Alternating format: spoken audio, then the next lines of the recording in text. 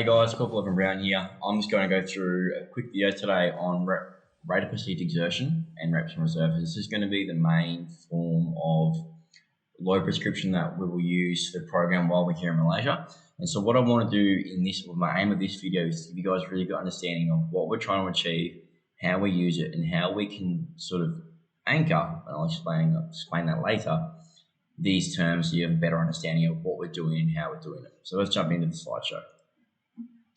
So, content. Glossary of common terms could be the first one, so that we're all on the same playing field. Everyone is referring to the same definition, so no one's getting confused back and forth. Background on RPE and RIR. What's better? How we implement these two, I guess, load prescription tools, and then some limitations of the two. Sweet. So abbreviations and common terms. This is stuff that we are all fairly familiar with, i.e. reps, the amount of times an exercise has been completed, steps collected for a certain amount of reps, volume, so this is maybe a little bit more. When I say the volume, I'm going to be looking at the total reps by sets in a session or a training block. So say 3 by 10 is a total of 30 reps, so that's a volume for whatever that exercise may be. The intensity is a dictated intensity of that exercise. So when we look at running, that can be a percentage of max heart rate, it can be an RPE, it can be how fast you're running, all that sort of stuff. With weight training, it can be the velocity of the barbell, it can be the percentage of 1RM, percentage of 5RM, it can be RPE, and it can also be reps in reserve. So stay with me, we'll get into that a little bit more. So RPE is a rate of perceived exertion, and RIR is our reps in reserve. So the amount of repetitions that can be completed at the cessation of a set. So we've all gone through, finish a set and say a big workout, and you're finishing purposely just shy of failure. So you're leaving 1 to 2 reps on the tank so that you can recover a little bit quicker and get more out. Because we know that if we go straight to failure on the first set, we can be cooked moving forward. So RM, rep max, percentage of 1 RM, percentage of 1 rep max. Auto-regulation is this practice of modifying the intensity and volume of our program sessions or our training based on our recovery levels, our readiness to train, and the amount of stress that we are currently under. When I reference periodization, that's just how we plan training. So it's planned fluctuation in volume and intensity in preparation for an event, test, or something that we want to do. So we can play with these two parameters being volume and intensity quite effectively to get you ready or to put you through a harder session or harder block, depending on what we want to achieve in that block. So a brief background and explanation on rate of perceived exertion and reps in reserve. So initially, this is what RPE looked like. It was a scale of 6 to 20, okay? And that 6 to 20 indicated our heart rate. So 6 would equal 60 BPMs, beats per minute, and 20 would indicate 200 beats per minute. So this was, it's not very intuitive and people don't really know where their heart rates are. If you've got a heart rate monitor, you can use this and you can sort of use this to gauge where you're at, but it's still not that accurate because not everyone's max heart rate is going to be 200. Okay, this was more dedicated to aerobic fitness than anything else, and it hadn't really been developed or thought of for anything other than running, so to speak, or even maybe cycling to some extent. So it sort of ran to some blocks there. Moving forward in '82, we saw the development of the category ratio scale. This is that modified scale from 0 to 10, which is much more commonly seen today, or an abbreviation of this. Okay, this allowed a more universal gauging of effort, and it still wasn't used in strength training. Okay, the reason why it wasn't used in strength training was because it was deemed unreliable and it didn't have a high level of precision, and so this was quite questionable and sort of brought into thought a few other things that were going on. So this was there primarily to assess our cardiovascular strain, or how hard we were working, running or aerobically or anaerobically to some point as well. So then we move forward and we move through to what's called the Omni scale, which was developed in 2003 by Roberts and colleagues. So this is where we can start to gauge the level of strength training. This was specifically designed for resistance exercise. There's simply an addition of some really simple descriptors, so like extremely easy all the way through to extremely hard. Was that extremely hard or extremely easy, and how did that go?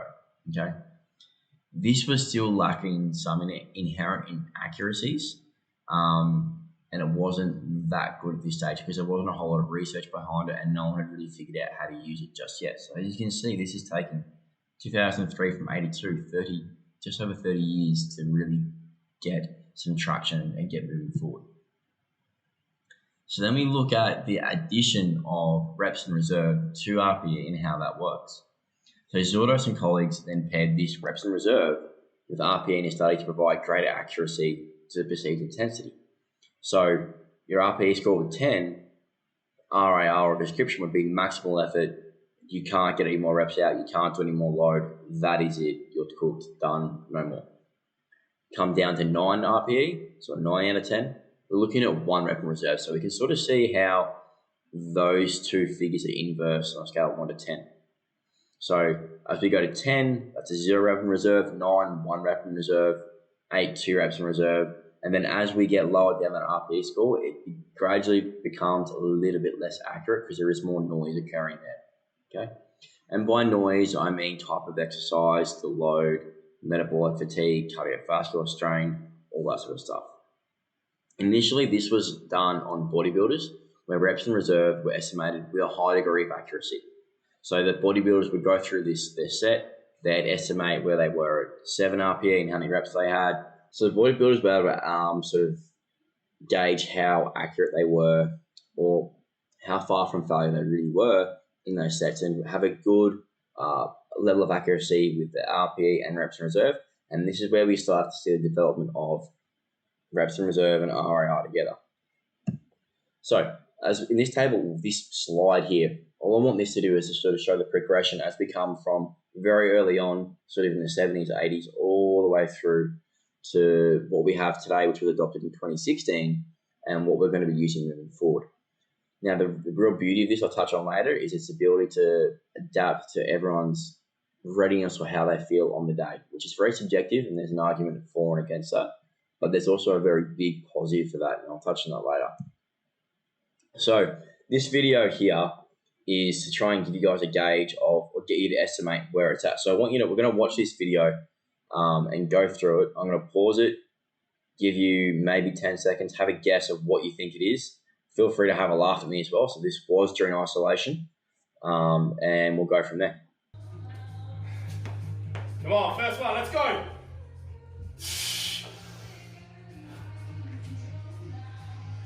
There you go, come on.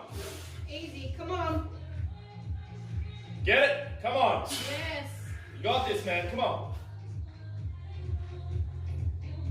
Come on. Keep your chest up. Come on. Get up. That's it, that's it. Nice. Keep your chest up. Finish it now, come on. Come on. One more.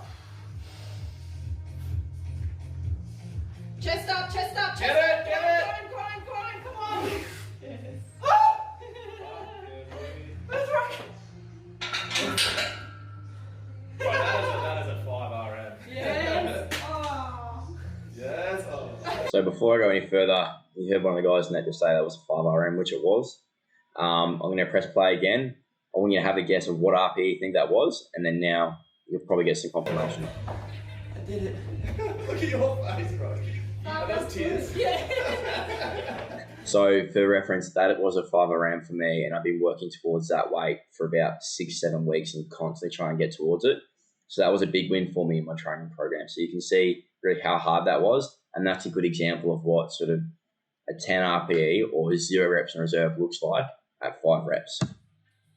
So RPE versus RIR, they're very similar tools that achieve very similar outcomes. One method may make more sense to individuals versus the other, i.e. you may be able to understand rate of perceived exertion a little bit easier than reps in reserve. But on the same hand, you may be someone who understands reps in reserve, or it's a little bit more intuitive to you and just how we perceive it. And that's completely personal. And that's why I try and provide both so I can get both people involved there as well. So when we use it separately, it can have differing effects. However, together they work towards the same outcome. So RPE can be a little bit more ambiguous at some points, as can reps in reserve for certain people, as I just touched on. But if I combine the two together, it means both parties have a very, very good idea of what we want to achieve at the end of each set, at the end of each workout. Okay. There is, however, the greater utility of RPE in estimating training loads and controlling more technical aspects of periodization, which are outlined in the presentation.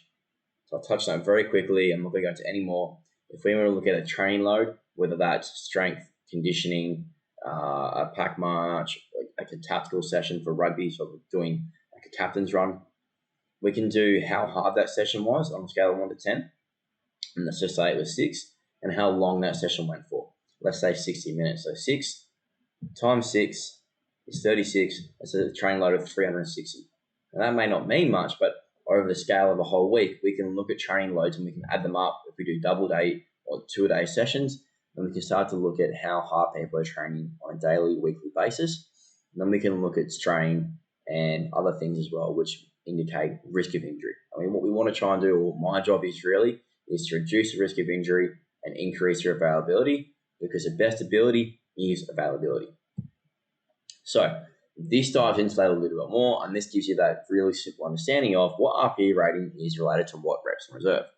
What we can also see here is what I use in the back end is, all right, I know what percentages are relative to certain, I guess, adaptations or stimulus, and I know what ranges are there as well. So what rep ranges, i.e., I'm not going to get someone to do any power work, anything more really than 5 reps. Anything more than that, and you're sort of losing power, and you're going to see the ability to produce force decline gradually. So here we have that RPE rating. So I know that if I program someone a set of 3 to 85%, as you can see just here, bang, bang, it's going to be an RPE of 8. So we should realistically have 2 reps in reserve. So someone can build up and say that they get to 80% for a set of 3, and they feel like at the end of that set, they've only got 2 reps in reserve. Cool. Let's keep the weight at 80% and stick to that 2 reps in reserve. So we can use this as, say, a speed limit. When the weather's good, there's no traffic, all that sort of stuff, we can do the speed limit, or we can go a little bit quicker than the speed limit if we know there's like hops around. Okay. But when the weather's shit, there's lots of traffic, it's very congested, we don't necessarily do the speed limit because the environment doesn't allow for it. And that's the same with us. If we feel run down, there's lots of stuff going on, it's just very cloudy, we're not recovered well, then we're not going to try and do the speed limit because we're not there yet. We don't have the ability to do that. So let's get to a point that feels like the speed limit, or what it should feel like normally, and just hang there. And that's still going to produce the same adaptation because our ability to perform on a daily basis can fluctuate up to 36%, being 18 plus and 18 minus. So how do we implement rate of perceived exertion and reps in reserve? Well, we can use basic load prescription with RPE, auto-regulating volume, total reps and rest pause, tracking progress and predicting 1RM, and progression schemes within RPE. So I'm going to delve into these a little bit more now. So basic load prescription with RPE. Simply replace percentage-based load prescription with RPE, i.e. 70% equals 7 RPE. It's really simple. Okay. So Helms and colleagues found that lifters using RPE tended to train at a higher average intensity than percentage-based prescription in an 8-week program. Now, you can argue for and against that. However, if they're being able to maintain a high average intensity across an 8-week program, you can probably elaborate or extrapolate from that the lifters have the ability to do so. So why not go there as long as they're recovering properly? But the fact that they were training at a high average intensity across that program would indicate to me that they were able to recover in between sessions. The total number of reps that can be performed at a certain intensity varies from person to person. So some people can actually go through and complete more than 5 reps at 85%. So that's generally between 84 and 86%. That's roughly where your 5RM is going to fall for the majority of the population. However, some people, and I've coached people like this, who have the ability to do 10, 12 reps at 85%. And that sucks for them because that's a lot of pain. Okay, but that means that if I prescribe sort of 83% for 5, it's going to have a very different effect to that person who can do 85% for 12 versus that person who can only do 85% for 5. So there's a very big difference there, and this is where RPE and reps in reserve can come into play. So the problem with this, though, is that inexperienced lifters may estimate RPE incorrectly and simply record So the way they ran this, is to simply record the whole session RPE for 2 to 6 weeks to sort of build their toolbox and to build their accuracy at estimating RPE. So at the end of the session or at the end of the exercise, go, okay, how hard was that? On a scale of 1 to 10, how hard were you going then? And on the back end, for me, what I do is I gradually increase it over those 6 weeks to make sure that sort of around that 4th, 5th, 6th week, I'd be wanting to get a response of a 9 RPE. Earlier on, I'd probably be looking to get 6 or 7 RPE. So gradually increase that intensity so that person has something to anchor it to. So when we use low prescription for assistance work, it can be a little bit different. So we can follow a similar RPE framework for the main lifts, but higher reps, because your assistance work is there to assist the main lifts, not to be the main lift. So it's more useful to use RPE ranges such as 6 to 8 RPE for our assistance work, because there's no point going to failure on a cable bicep curl, or there's no point going to failure on a glute bridge, like a lying blow back glute bridge. It's not going to achieve a whole lot. So we can play around the load and decrease it, and we can play with that rep range from 6 to 8 through to 15 as well if we want to, and we can tailor that. So this is a basic load adjustment chart. If you're sort of missing the RPE range. So if you're going through and you're not sure you're getting it right, we can use this here. So this is for someone moving through actual RPE, all right? And so we're going to say the assigned RPE range is between 6 and 8. So some coaches like to prescribe a range to fall within. I do that from time to time. However, I generally give an RPE and then accept plus minus 1 around that. It's pretty much what's happened here. So I'd prescribe 7, minus 1, 6, plus 1, 8. We're in and around that range. Okay. So if you hit a 5 RPE, you can increase load by about 4%. Okay. Or if you're at 8.5, decrease by 2%. At 9, decrease load by 4%. And this is just sort of a gauge to where you go from. So generally, if this was working to a 100 kilo squat as the absolute max, the 100 kilo squat would be around what would be dictated for the 6 and 7 RPE. Then you can decrease that if you hit it at a 5, increase the load by 5 kilos. And that's going to be about right. Just to give you some wiggle room there. So, how do we auto-regulate volume? It's total number of reps. So this is what we call an RPE stop. There are 2 ways that we can use this. Auto-regulate number of reps in a set, and auto-regulate number of sets in a session for a specific exercise. So, auto-regulating a certain number of reps. Pick a percentage or exact weight and do as many as possible until you reach a predetermined RPE.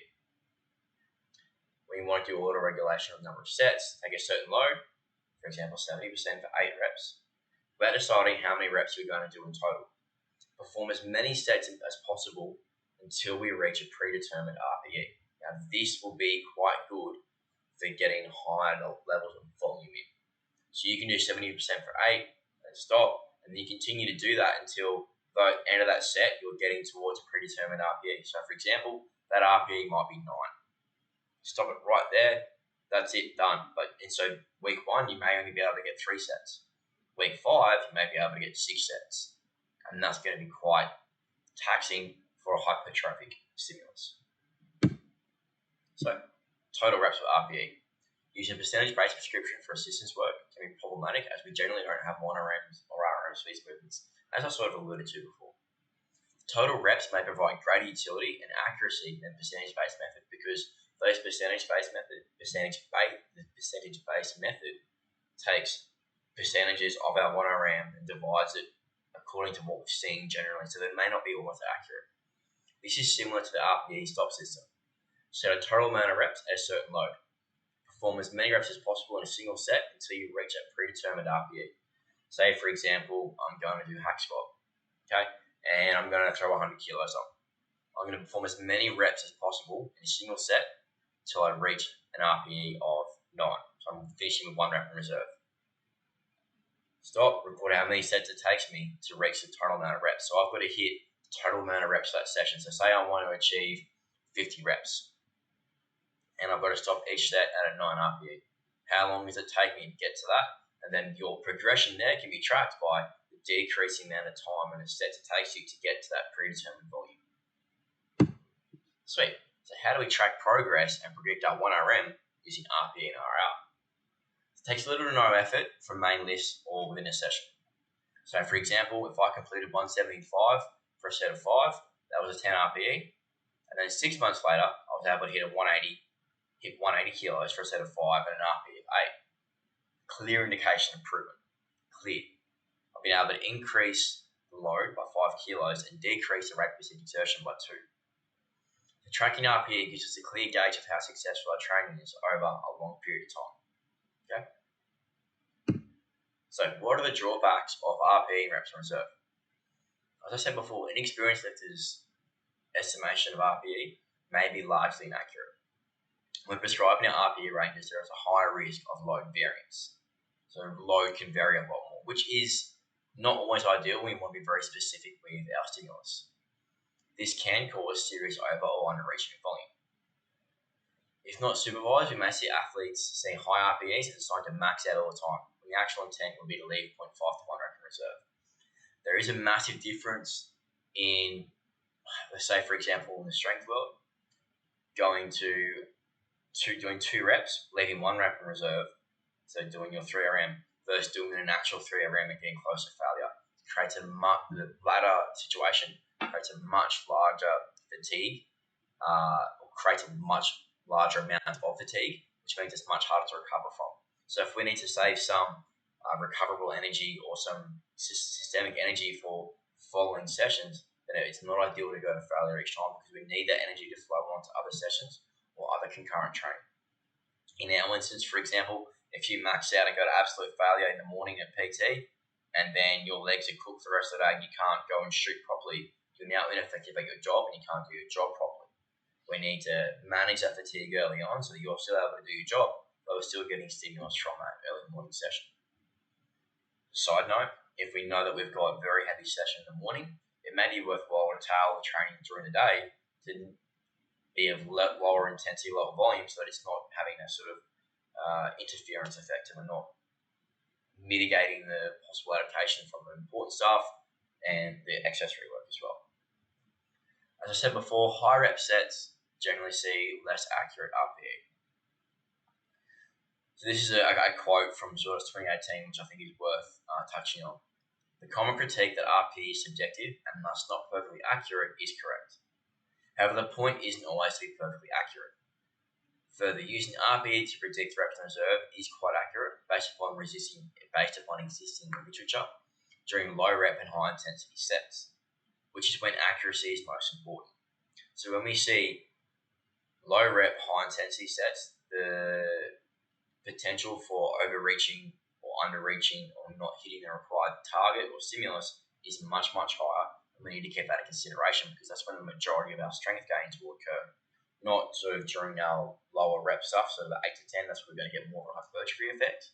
But in those lower rep sets is where we need to be very particular about how we achieve it. There are some references, guys.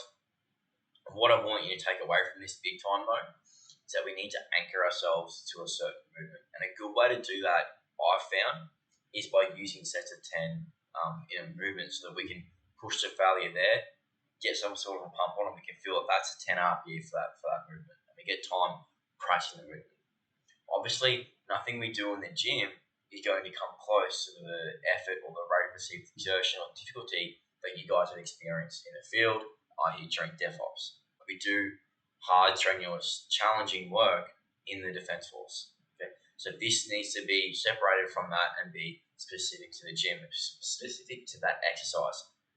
And that's why we use reps in reserve. So how many reps could you have got out? If you can't get out any more reps at any more load, then that is a 10 RPE. And that's as simple as it is. Hope this has helped, guys. If you've got any questions, send us through an email or touch base with us. And I'll see you around.